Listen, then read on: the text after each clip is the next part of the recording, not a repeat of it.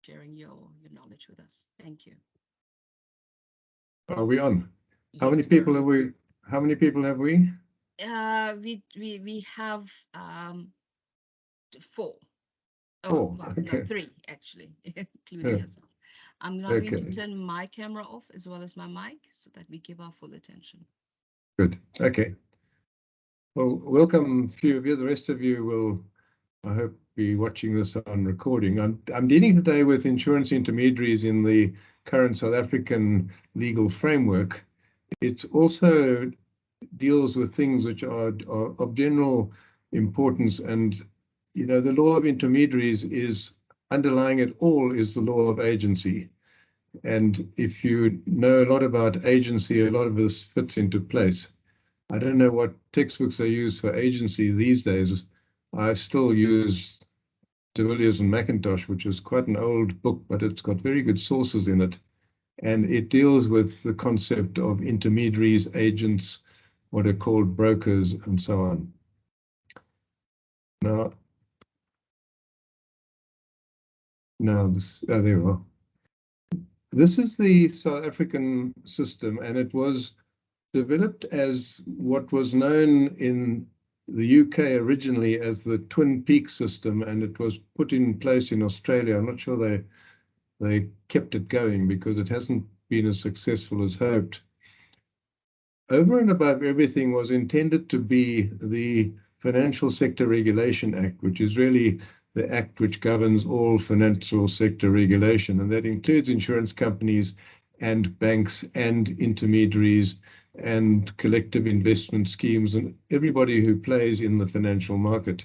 But the whole idea of Twin Peaks was to have what you have on the bottom row there on the left, the Insurance Act, which would deal with what we call the prudential aspects of insurance. It deals with solvency, it deals with how you run an insurance company, how you fund an insurance company, and the licensing and all the things that go with setting up and maintaining a solvent insurance company, the kind of solvency prudential issues. And there should have been on that bottom row there the Conduct of Financial Institutions Act, and that is to regulate the conduct of financial institutions, including insurance companies that we're dealing with today. It's become known as the COFI, C-O-F-I bill. It's been limping along. You'll see the Insurance Act is dated 2017. It came into force in July 2018. And the original idea was that at the same time, the COFI Act would come into force. So you would have prudential legislation in the Insurance Act and conduct legislation in the Conduct Act. And the Conduct Act has just been limping along for years. There have been 3 drafts already. They're busy with another draft. And there was a document out from the Financial Sector Conduct Authority the other day, which didn't give a date. I keep hoping it'll be this year and then next year, but they haven't got a cutoff date, and I'll tell you why. Because the Conduct Act has to suck into it all the other legislation, including the one you see at the bottom right there, the Financial Advisory and Intermediary Services Act, which is the one which governs intermediaries. We'll come back to that. So we haven't yet got Twin Peaks, and what had to happen was the 2 middle blocks in the bottom row. They kept in force the Short-Term Insurance Act. It should have gone in 2018. They kept in force the Long-Term Insurance Act, and there's not much left of the Act themselves, but attached to those 2 bits of legislation are their regulations and the policyholder protection rules, and they deal with the conduct of insurance companies. The regulations deal with essential matters such as binder agreements, which we'll come to, the kind of commission that intermediaries can earn, and how you generally treat policyholders fairly. The policyholder protection rules do exactly what they say they do. They protect policyholders in all sorts of conduct issues, which I'm sure you're studying elsewhere. We'll deal only with the agency aspect. Now, the middle block there is the two controlling authorities. The Prudential Authority runs the prudential side of insurance, And the Financial Sector Conduct Authority, by its name, you can see it does the conduct of insurance companies. Now, what happened was this: the Prudential Authority is a division of the Reserve Bank, and it looks after major financial structures in the country. They have delegated the authority to run the prudential aspects of the Insurance Act largely to the Financial Sector Conduct Authority, known as the FSCA, FSCA. It's generally just called the FSCA. So the FSCA actually controls the conduct and a lot of the prudential aspects of insurance companies. The Prudential Authority will come in when there's a systemic financial issue or something, but day-to-day insurance companies deal with the FSCA. So let's look at the Financial Sector Regulation Act, the overriding umbrella act. It's governs what happens in it. It's a lengthy act, and it has a lot of stuff in it, which, as I say, is not only there for insurance companies, it's there for banks and other financial institutions. And financial services, you'll see the second bullet, includes promoting, distributing, advising on, and administering financial products, including intermediary services under the FASE Act, which we just saw. So that is the bit of the FSRA that governs our topic today, intermediaries. It is a financial service as defined in the FSRA, and it is ultimately controlled. Financial products include life and non-life policies.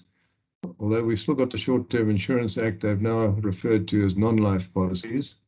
Other jurisdictions call them general insurance, but I don't like non-anything, but that's what we're stuck with. It's the non-life policy is the indemnity policies, and the life policies are the life and investment policies, all controlled under the FSRA. The financial institutions include financial services providers, and that is intermediaries. It is what is commonly termed brokers, and I'll come on very soon to what those words mean in the present context. It deals with the debarment of intermediaries. You've got to, it's currently still in the FASE Act, you've got to register as an intermediary, you've got to pass an exam, you've got to show that you've got financial integrity, you've got to show that you've got general integrity, you've got to show that you've got competence in the products that you want to deal with, and they will give you authority to be an intermediary under the Act. And you'll know there's a financial services provider under the FASE Act, which is the body. For instance, if a major insurer, a major broker such as Marsh or Aon or Willis, one of those big, that will be the financial services provider, and they have employees who are the representatives of the financial services provider going out and selling, maintaining, and advising on insurance products. But if you're a representative, or if you're a financial services provider and you misbehave, or you're not solvent, or you don't show competence or integrity, you can be debarred, and the debarment will keep you out of the industry for up to 5 years. The Act also deals with the overall control of outsourcing arrangements.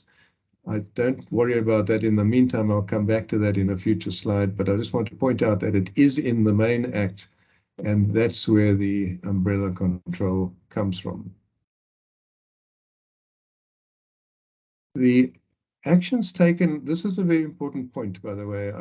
It was when the legislation was being devised, there was quite a lot of lobbying, including by me, to make sure it was an administrative action.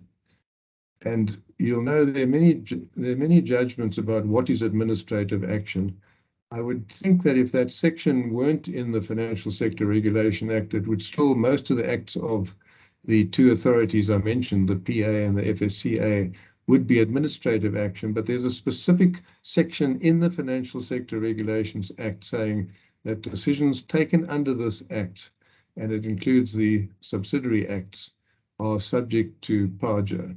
And that's extremely important, because you've ultimately, if you don't like a decision of the regulator, you can take it on review to the High Court, Supreme Court, or whatever. I can tell you that, I act for a lot of insurance companies. You do it as a last resort. Nobody wants to fight with their regulator. but it's important from the insurance industry, the intermediary industry, and the FSCA itself to know that ultimately the courts, access to courts is preserved. Now, the Act also governs four things there. You'll see guidance notices in Section 141. The FSCA can issue a guidance note, and it's a non-binding statement. It simply says that we believe that this section of the Insurance Act means X or must be interpreted in a certain way. They issue guidance notes all the time. Not all the time. They issue guidance notes when there's a doubt as to what something may mean. And they've issued guidance notices, for instance, in regard to what is an insurance company conducting business outside South Africa. You've got to get special permission to do that. And their guidance notes on those kind of issues, they're not binding, but you know that if you bump your head with the FSCA, this is the way they will look at it. It's commonly done, I think it's done in the tax laws, it's done in other laws. The second thing is interpretation rulings in Section 142. If the FSCA issues an interpretation ruling, and they haven't done so yet in the last 4 years since the Insurance Act came in, but if they issue an interpretation ruling, that means that this is the way we interpret this Act, and that is binding unless it is set aside by a court. So you're stuck with that, and you can go to court under PAJA and say, this is not what the Act means, and I want the court to do it. It's a bit of a difficulty because you've got a period where something which you may not agree with is in force. And then there are the two kinds of standards. They issue prudential standards and conduct standards. What used to be regulations are no longer regulations under the Financial Sector Regulation Act. It's all done by standards. In the old days, the minister under the, say, the Short-Term Insurance Act would publish a regulation in the Government Gazette. It's under ministerial control, signed off by the minister, and a notice appears in the Gazette. What happens now is that the Prudential Authority and the FSCA issue standards. And in terms of the Act, they're bound to issue a standard which says, this is what I'm going to do, and you've got X amount of time within to make comments. They usually, the minimum in the Act is 30 days. They usually give longer than that for substantial things. And then they review all the comments, often ignore them, I'm afraid, and they publish the final standard, which then goes to Parliament, and it lies at Parliament for 30 days, and then it can be put into law. So it's not ministerial control anymore. It's now controlled by the regulator, which is not always good, because when the person doing the regulation is creating the regulations, there's a bit of a lack of separation of powers in many people's opinion, including mine. It's often put there, and it represents the ultimate view of the regulator, not the ultimate view of Parliament and the Cabinet Minister.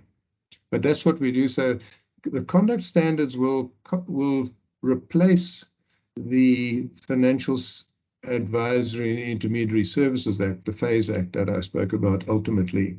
Instead of being an act with its own regulations, and it's that high, it's going to be converted into standards. And I think that's one of the reasons why the COFI Act hasn't come into force yet, because it's a mighty task to turn all this legislation into conduct standards, telling intermediaries how to behave. It's also the second last bullet. It's the FSRA as the source of enforcement action and administrative penalties. If you misbehave under this act, or say the Insurance Act or the Conduct Act, when it comes into force, you can get enforcement action, which is all sorts of nasty things that the regulators can do to you, and there are mighty administrative penalties for misbehavior. There's no ultimate end. You might have seen some of the huge ones for the Steinhoff, what was it, 200 million or something. They wanted to define it, but they cut it down. And then the final bullet is also very important. The Act establishes the Financial Services Tribunal. It's a tribunal which is the kind of step between what the regulator does and going to the High Court under PAJA. you go to the tribunal and you can get the decisions of the regulator reconsidered. And that may be the phase ombud, it may be the pension fund, it's not ombud, whatever they call it, the pension fund adjudicator. It may be the FSCA, it may be the PA. You go to the tribunal. It's a process largely on paper because it's an appeal, not a review where you produce additional evidence except in rare situations. And it's a very efficient body. It's ex-constitutional judge Yvonne Machoro is the head, the chief tribunal. I've forgotten what they call them. And it's got just below that is Judge Horrams, who used to be on the Supreme Court of Appeal. Horrams is a very clever man, and I don't want to use the word impatient, but let's say direct. So you always know where you stand there. He's one of those people, if you do appear in front of him, he'll tell you what he wants you to deal with and what he's already got views on, which is useful. But underneath that, there are a whole lot of advocates, retired judges, other people who used to be in the industry or from the regulator, used to be in the regulator, who are members of the tribunal, and they give you a good hearing.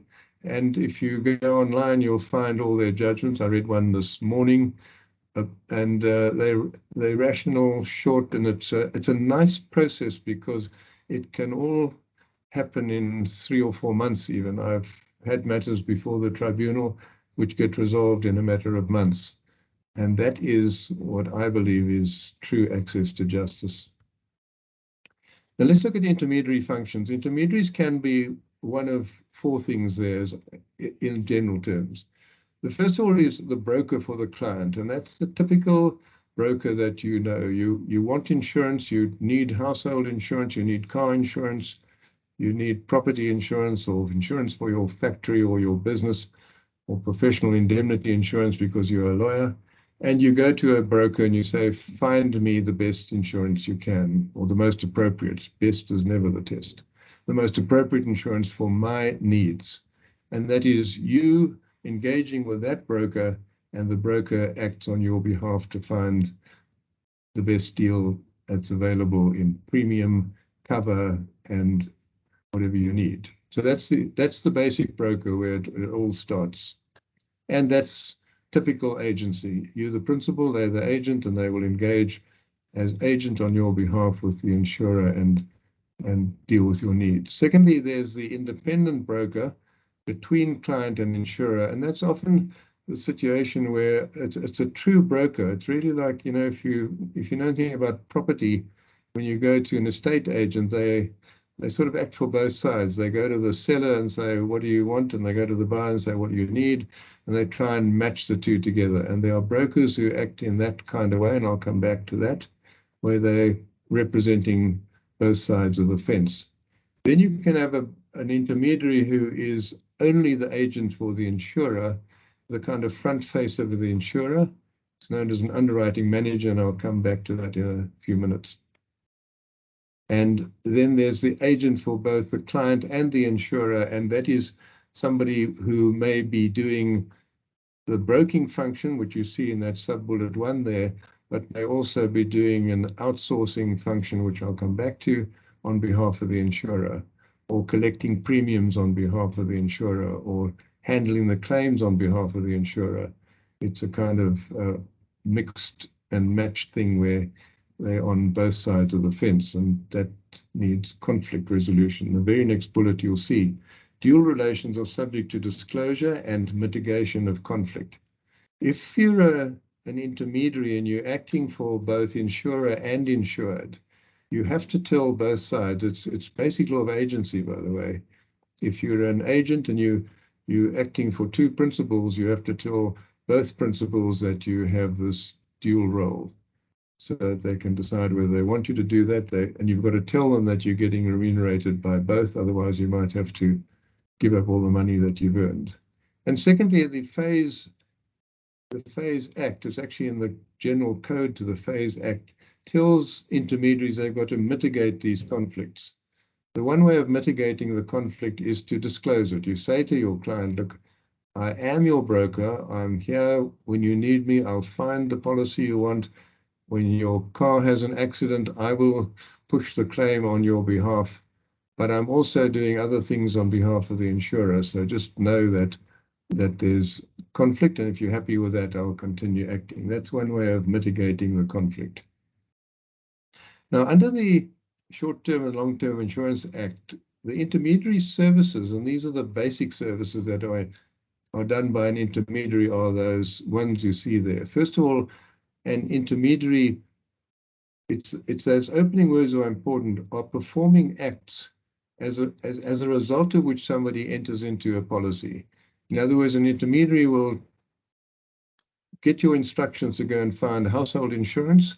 We'll fill in an application for insurance. It's usually done online these days. The old proposal forms are disappearing.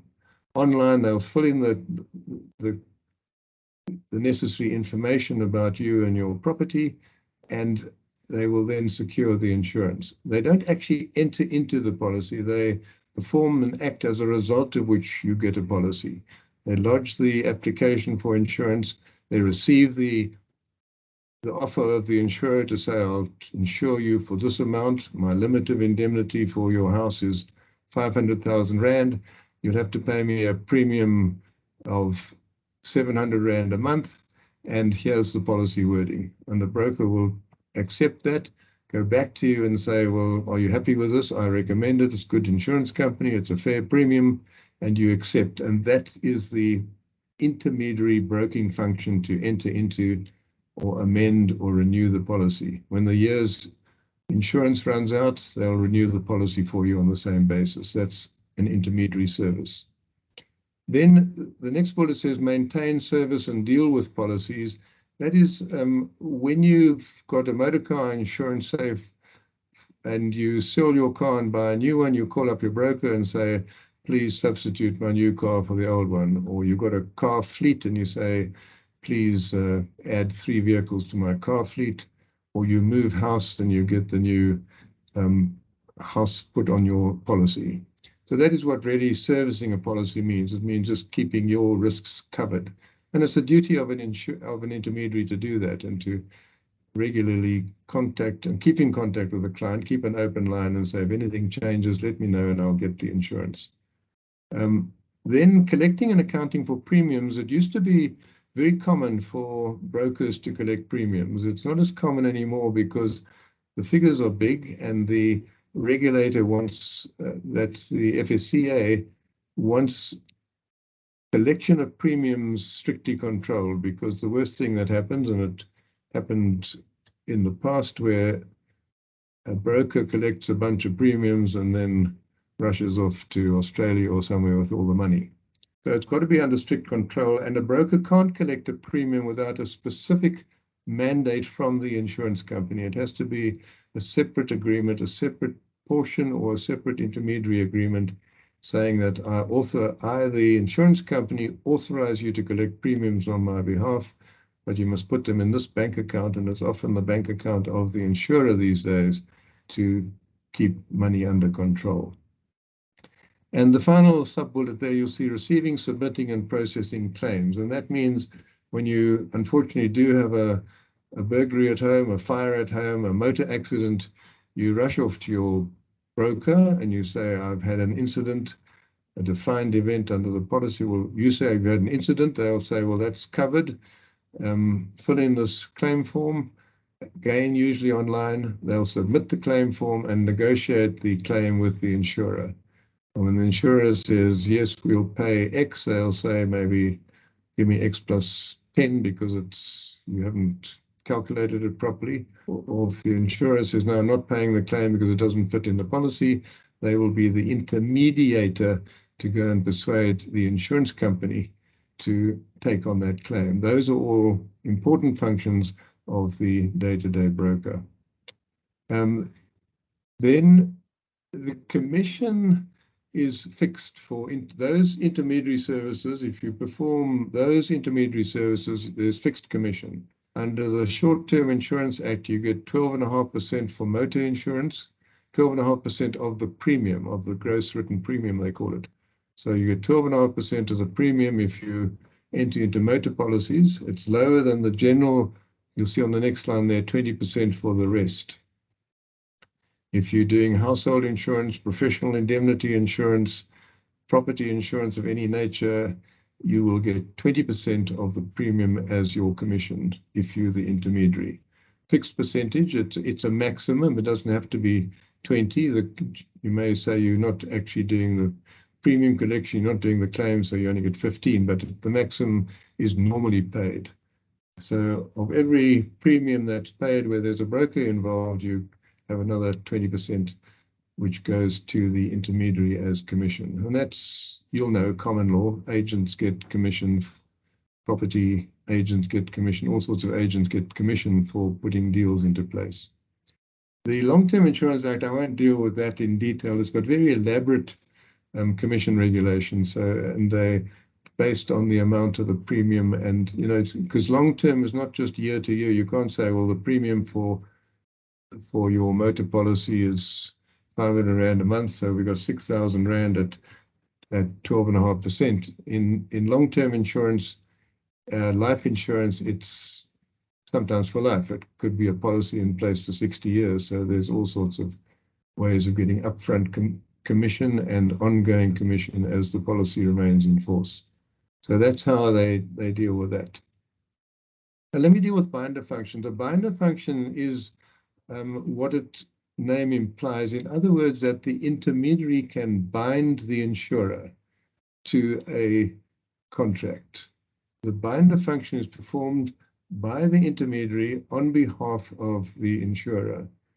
And this is a typical example where the intermediary may be an ordinary broker and go and find insurance for you, but may also act for the insurance company and enter into the policy there and then. Instead of submitting the application for insurance to the insurer, they say, look, I can deal with this. I've got a mandate from the insurer to enter into this policy.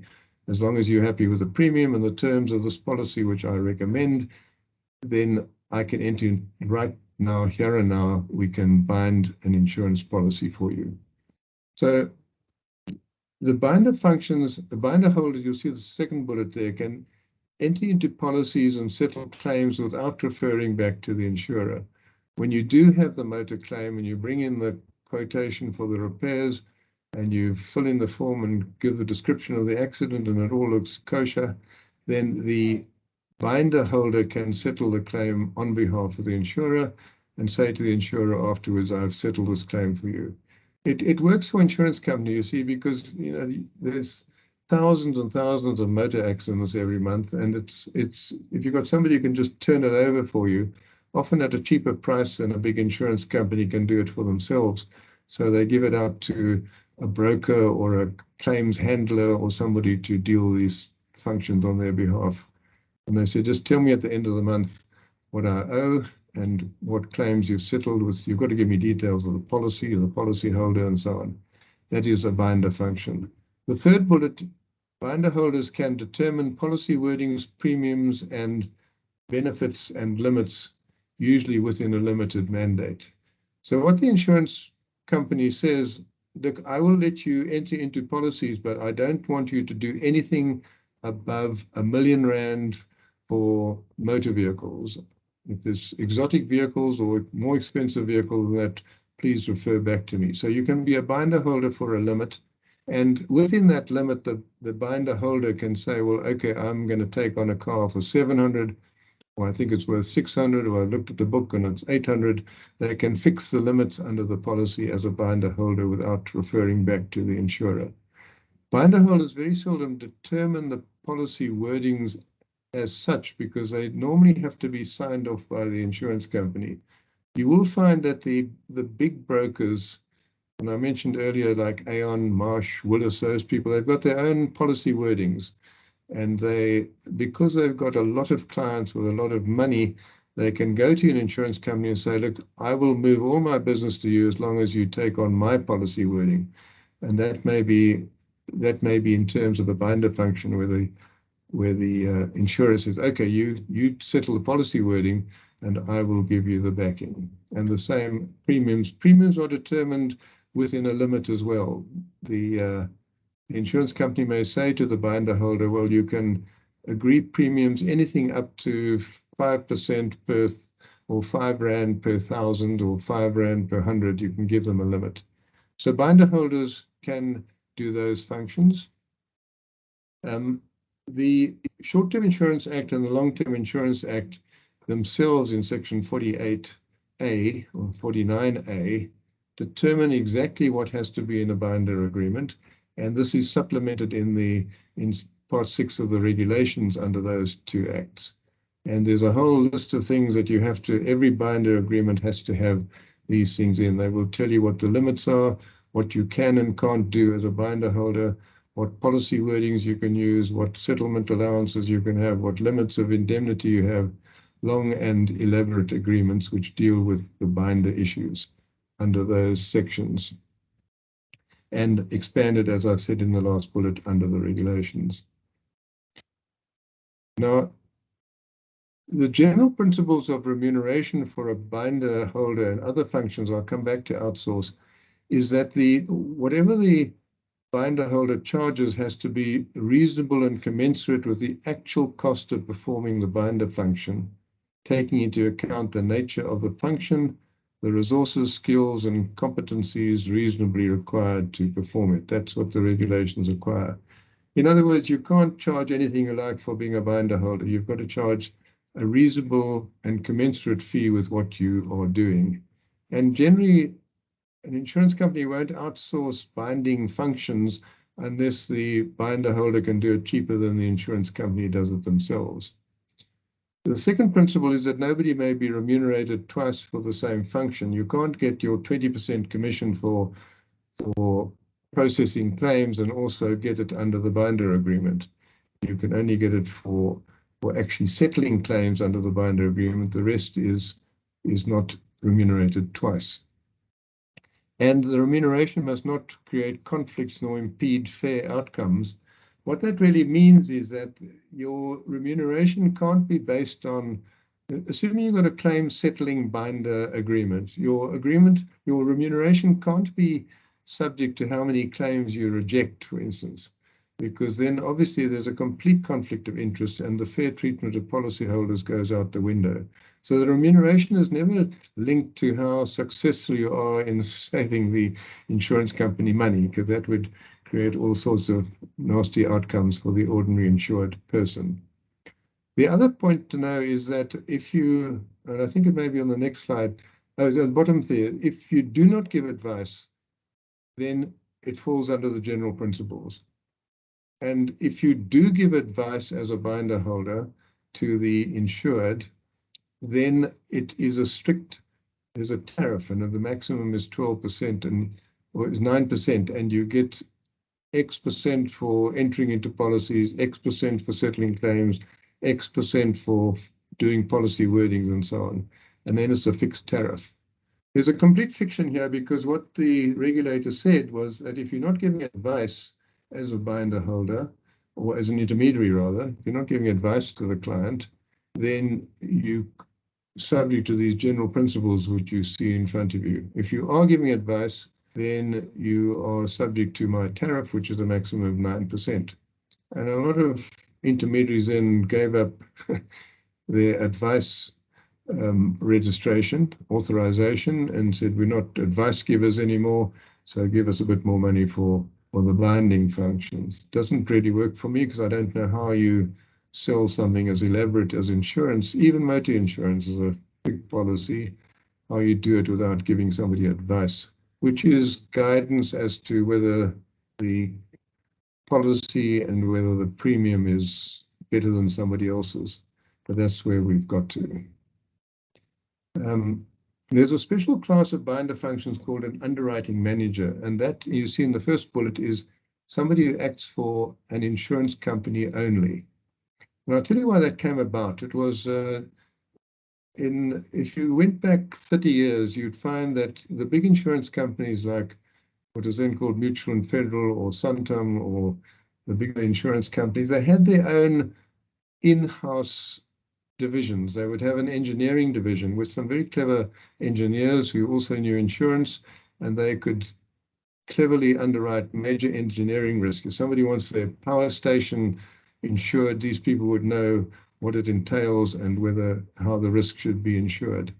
And other specialized things like aviation insurance. Somebody who's an expert in aviation, there would be a aviation division of an insurer, or many other examples. Marine insurance was another example. Marine insurance, if you studied it up to now, you'll know it's a specialized branch. And then a lot of these people said, well, look, I've got all this expertise. I'm going to go out and start an intermediary business, and I will do all your marine insurance for you because I'm a marine expert. And then the small insurance companies, of course, couldn't compete because they couldn't have floors full of engineers and marine and aviation and other experts. So these things started becoming sent out to underwriting managers. There might be a marine insurance underwriting manager, but they act only for the insurer. They go out to the public who want insurance on their boat or their aeroplane or their power station, and they will negotiate as a binder holder called an underwriting manager on behalf of the insurer. They're not a broker for the client ever. They're not allowed to sell insurance to the client. They've got to be an advisor in relation to their specialization. So they're not entitled, you see the second bullet, to sell policies, either themselves or through somebody else who's an associated company or person. I'll tell you what happened here when the law first came into force. Some brokers said, well, I'm an underwriting manager. I'm only acting for the insurer, so I can now get some extra money. So I'm going to be an underwriting manager, but my wife will be the broker selling the insurance. So they stopped that and they said, if you've got an associate, either in your family connections or if you've got a company and a subsidiary or associated company, you can't have those in the same group. So you've got to be independent of the client as an underwriting manager. And the important part is that third bullet is because an underwriting manager is entitled to a profit share. That means they're not limited to the binder fee and the commission.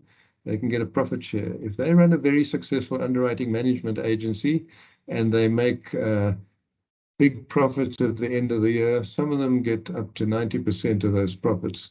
The insurance company says, well, you do everything and you can have the profits, give me a 10% margin every year. I'll take 10%, whatever you can make, you can make. Obviously, if you lose, you also lose. But so it's attractive for somebody who's a specialized underwriting manager. You can use your expertise. You can run a good portfolio of marine business, aviation business, engineering business, whatever. And if you run a successful portfolio, you get the benefit at the end of the year or the end of the profit period. Then the final bullet is Lloyd's cover holders are binder holders. I don't know, Lloyd's is a bit of an esoteric thing. If you've dealt with Lloyd's, Lloyd's is a bunch of syndicates in London. Wealthy people and now wealthy companies put their money into a syndicate, and let's say it's a marine syndicate. There are marine syndicates, and they say, well, we will enter into marine policies from London because you need that kind of capacity. Let's take aviation. If you've got a Boeing, there's not sufficient capacity in South African insurance market to insure all the aeroplanes that fly around South Africa. So you go to somebody with a bigger balance sheet and a bigger pocket, and you may go to Lloyd's for insurance or even reinsurance, and Lloyd's will then insure you from London, but it's recognized in South Africa. They put up security here to make sure they can pay their claims, and they have to be represented by somebody, and they're represented by intermediaries.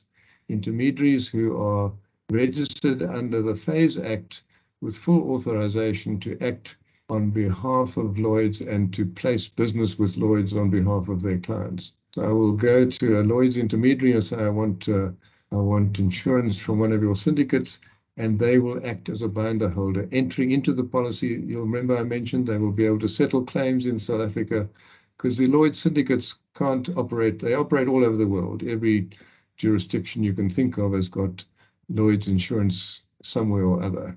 And They're represented by a local intermediary who's a separate business and who is a binder holder registered under the FASE Act. And the last thing there, insurers have oversight responsibilities over binder holders and in fact all intermediaries. I mean, not day-to-day responsibility. An insurance company, it'd be pointless if they had to go and look over the shoulder of the intermediary every day and say, are you doing the business properly and honestly and fairly and so on. But you've got to have proper monitoring as an insurance company to see that the intermediaries that you have using your brand behave properly and do the best for the client and for you. Now let's move on to outsourcing. This became the vogue in the sort of 2000s, about 15 years ago. And that is when you outsource a function, you're now an intermediary, you're now an insurance company, and you want somebody to do something on your behalf. And that may be, it may be sorting out the salvage of the vehicles that get pranged under your motor policies. It may be dealing with motor claims without settling the claims, and you outsource that function. It may be that you don't want to run your own IT system, so you find an IT service provider who can provide the IT system to do all your policy management, and that is in terms of an outsourcing agreement. And it's, which bullet is it? It's the last one. An outsourcing function is one that would normally be performed by the insurer themselves, maybe handling claims, maybe dealing with salvage, maybe the other example I gave, where you outsource an IT function to a third party to act on your behalf.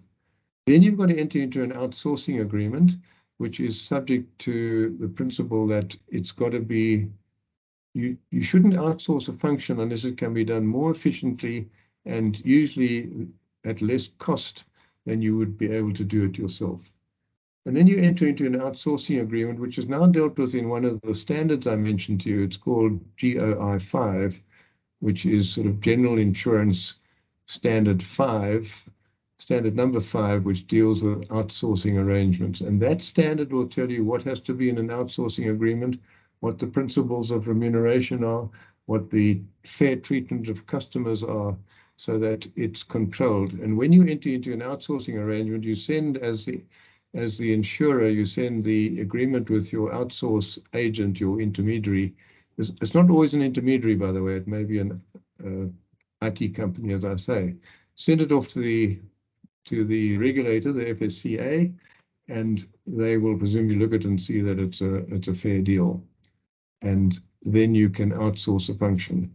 There's a big battle at the moment between regulators and insurers and intermediaries because a lot of outsourcing has taken place. And I'll give you a good example of an outsource, and that is risk management. If somebody comes to an insurance company and says, I want to insure my factory, the insurance company won't just sign a document and say, here's your policy, give me a premium and off you go. Somebody has to go and look at the factory to see that there's a good sprinkler system in place, for instance, so that if a fire starts, the fire will be put out. They want to look that they're not storing waste paper in a warehouse, which is a major fire risk. They want to see that there are proper firewalls. In agricultural policies, they may want to go and look at the farm to see that there's proper fire breaks, so that the risk is managed and reduced. Because you don't want to find somebody says, I want to insure my factory, and suddenly find it's a plastics factory with high volatile fuels lying around in big barrels on the floor, which is a fire waiting to happen. So somebody has to go and do a risk management function.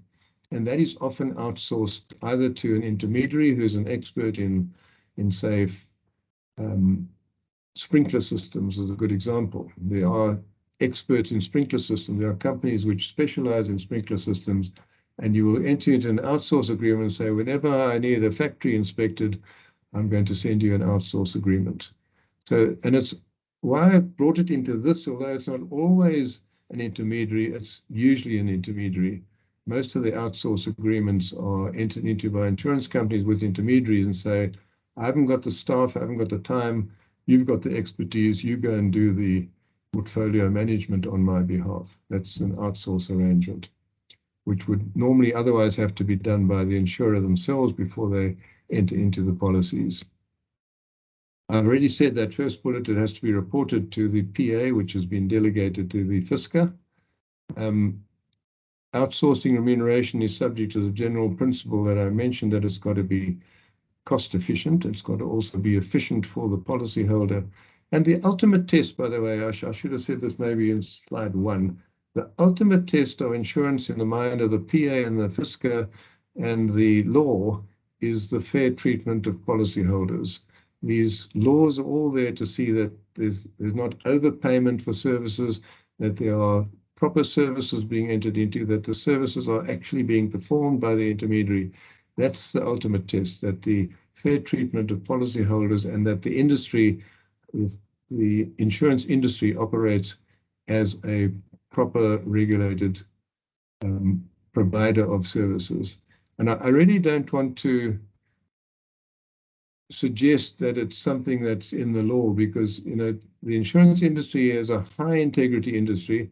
It's been around a lot longer than some of these laws have been around. It's been around a lot longer than the regulators have been around, and they pay. Insurance tends to get a bad reputation. They say, oh, insurers are just looking for reasons not to pay. But if you go to the balance sheet of Sanlam or Santam or Old Mutual Insure or Hollard or any insurer, you'll find that they actually pay out billions every year to people. They take in premiums, they have fair policies, and they pay out claims.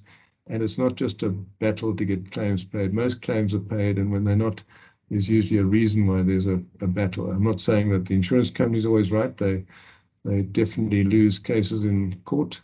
But it's not just something that you regulate, it's something which is intrinsic to the principles and strategy of insurers. And you'll know that the treating customers fairly principles say that from board level downwards, you have to have what they call a culture of fair treatment of clients. So it's built into the system. The last bullet, I mean, that's the same oversight thing. An insurer has to, in terms of the GOI 5, ensure the competence, integrity, and ability of the outsourced service provider. You can't give out your IT to somebody who doesn't know quite what they're doing about insurance IT and find that halfway through the year you can no longer service policyholders because your IT system collapsed or got hacked or something. You've got to make sure it's properly done, and that's the duty of every insurer. Now, other broker remuneration, it's always a battle between the regulator and the intermediary businesses, the intermediary market, as to how much remuneration is fair for a broker. I've mentioned to you that a broker may earn 20% commission, up to 9% binder, another fee for outsourcing, and if you look at the second bullet there, there's also a provision that a broker can charge a client a broker fee if it relates to an actual service provided to the policyholder. It's not an intermediary service, and they're not getting paid twice for the same service. Now, let me go back to my example I've just given you a few minutes ago, and that is about risk management. Assuming that the intermediary is not appointed as the risk manager for the insurer, the intermediary may still be the risk manager for the client. The intermediary can say to the client who wants insurance, look, I will charge you an extra annual fee of 5% of the premium to manage the risk. I will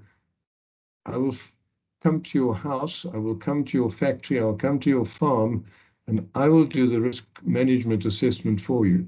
Because if I can persuade you that if you put in sprinklers is a good example, if you put in a good sprinkler system or you put a tracker in your car, I can get your premium reduced. That's a service between broker and client, and between broker and client, they can agree a fee between them. So there can be an additional broker fee, and that is not fixed. It's a matter of negotiation between the client and the broker. And the FASE Act says that the client must be able to terminate that arrangement at any time.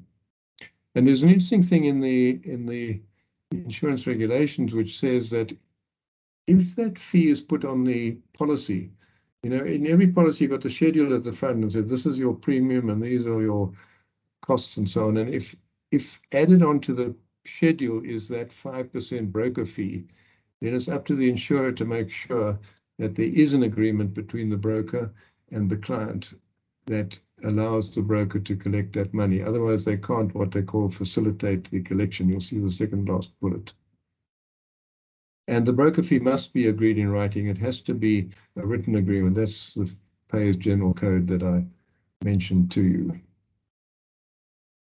Then the FASE Act in this, they've got that long title, the Financial Advisory and Intermediary Services Act.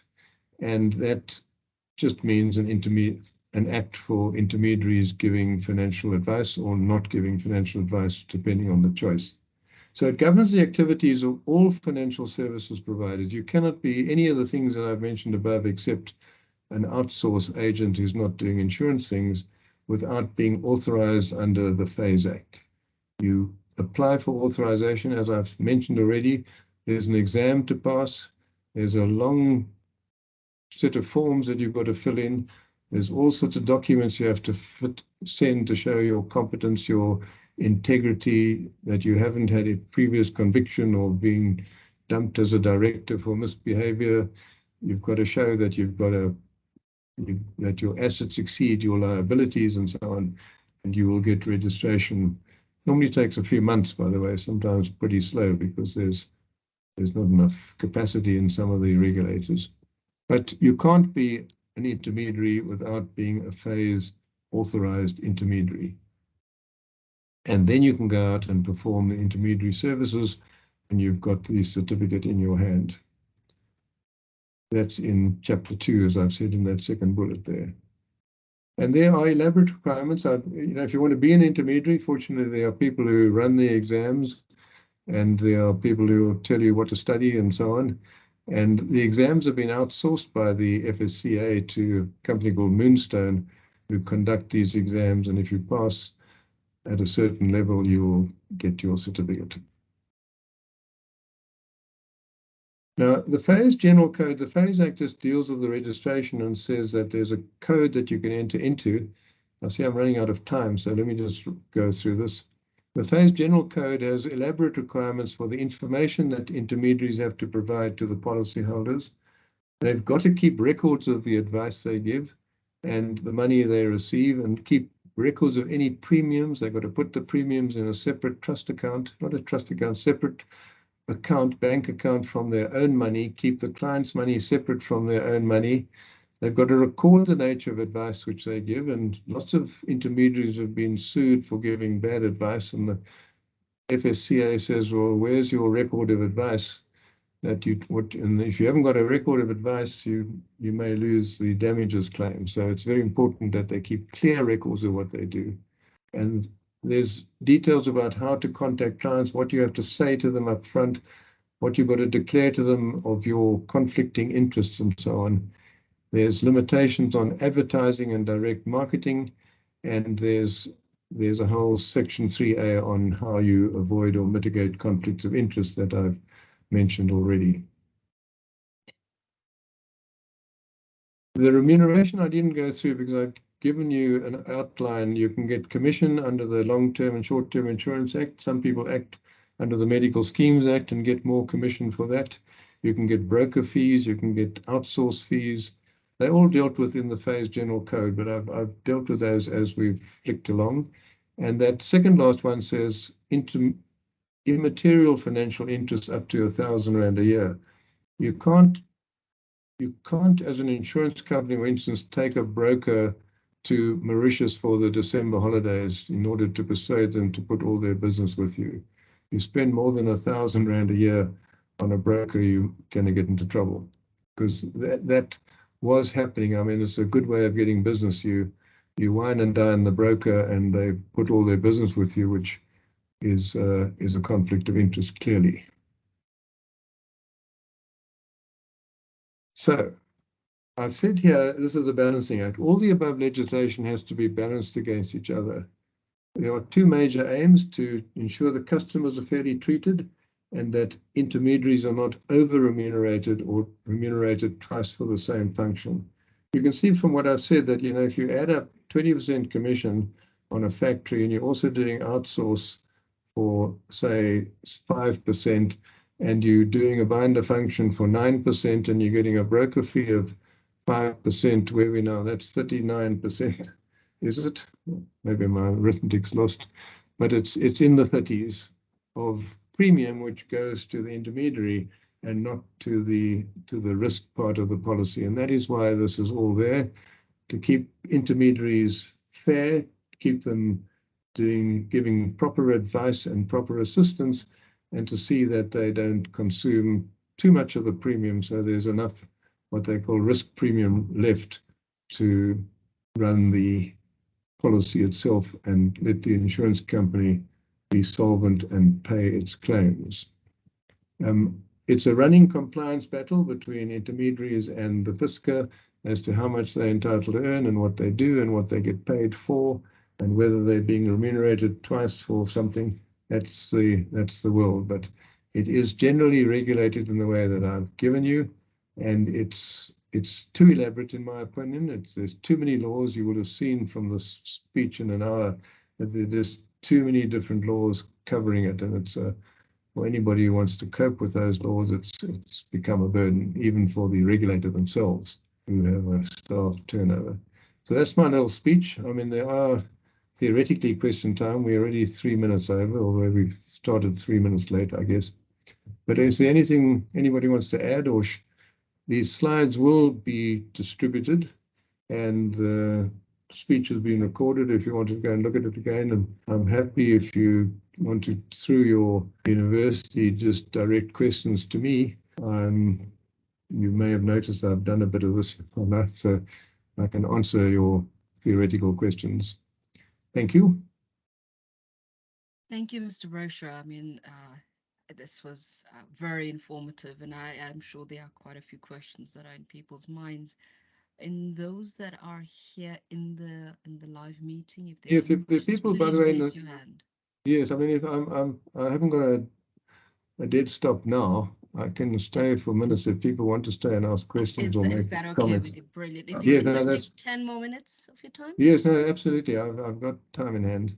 I Oh, made time excellent. for it. Yeah. Brilliant. Thank you so much. I really appreciate it. Uh, I'd I'd like to ask perhaps a much more theoretical question, if I may. To what extent do you think there's a possibility that the regulator would pull back some of this over-regulated area? Do you think that's a possibility? I've been writing articles on it, and you may have noticed even in England there's a parliamentary inquiry about over-regulation, and I believe that we are totally overregulated. It's as I mentioned earlier, if you printed out all the regulations of the things I've been discussing here, it would probably be 2 or 3 meters high in Oh, paper. wow. It's just endless stuff, and that's why the Kofi Act has taken so long to bring into force, because there's just too many laws out there. So I would welcome that, and I would think that is proper access to treating customers fairly. It doesn't have to be. Yeah, I'm almost thinking there might be some political will with the presidency working towards less regulation. I have Oh, no one would hope so, at least. optimism. I say it Oh often. dear, oh dear. Whenever I give a speech or a seminar or deal with, I write a lot of articles. I often say it, that we are totally overregulated, but all that happens is more regulations arrive, and they're always too long. I'm a brevity person myself, so but there's been no hint of that. That's rather sad, because one would think that, Yeah. especially when it comes to smaller businesses, it probably Yeah. makes it impossible. It's funny, when the Phase Act came in 2002, in 2001, there were public meetings, and I went to a couple. There was a guy who was drafting the legislation. I said to him, just please come and see me. I'll show you the law of agency, and it's all there in the common law. And we can build it into an act of 10 pages, setting out the common law of the obligations of an agent to treat their clients, treat their principal properly. But when the Phase Act came out, and there are actually 2 volumes of stuff. Wow, yeah. Oh gosh. Yeah. To me, the it's not just the brevity, but I think that simpler laws are easier for people to understand. Correct. And as I It's say, even the regulator, because inevitably you have staff turnover. It's easier for me because I've seen it grow from from the 1998 Act and the 2002 Phase Act, and everything has happened since then. It sort of grows on you gradually. But if you've got to start from scratch, sure, yeah. you can ask. I mean, Anita Ndlovu is on this call. She's my candidate attorney at the moment. When Anita will tell you that just to come in to do articles and try and know the system, you'd spend the whole 6 months just reading the law, I think. Yeah. Anita, would you like to add something to that? Putting you on the spot. No, I have nothing to add, but Is it in true? definitely is. I'm Yeah. still figuring out a lot of the work at the moment Mm. myself. Yeah. Oh gosh. Yes, I mean, we do a 6 months rotation, and Anita's about to leave me to go to another department here, and she just wouldn't have been able to understand all the laws in the time she's been with me, because it's just too elaborate, and that's bad, because a lot of brokers don't have the time. They're supposed to be out there selling insurance and doing claims, not reading laws. Yes. Nikisia van Niekerk. I see the other student has left because I think his lunch break might have been over. Yes, maybe. Nikisia, do you have any questions?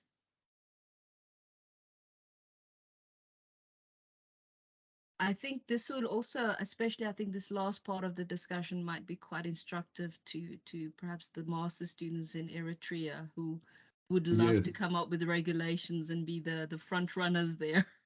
And Yes, perhaps we exactly. can encourage them to be brief and simple in their writing when they do that. Just keep it simple, because otherwise it's not fair. We're in a constitutional democracy. People should be able to have access to laws and access to justice. When they overwhelm you in this way, I mean, I have a lot of complaints from insurance companies that, instead of developing new products and getting their customers properly treated, they're busy doing compliance. The big companies have got whole floors of compliance people just looking at compliance, and it costs a lot of money, and that ultimately costs the insuring public money. It doesn't come for free. Mr. Brasher, I would like to thank you again. Much appreciated. I really appreciated our chat, and thank you on behalf of our students. Yeah. And I look forward to continuing to collaborate with you. Thank you very much. Yes, thanks. Anytime, it's a pleasure for me to help you, Nisa. It's where I started out. Take care. Thank you. Thanks. Okay. Bye-bye.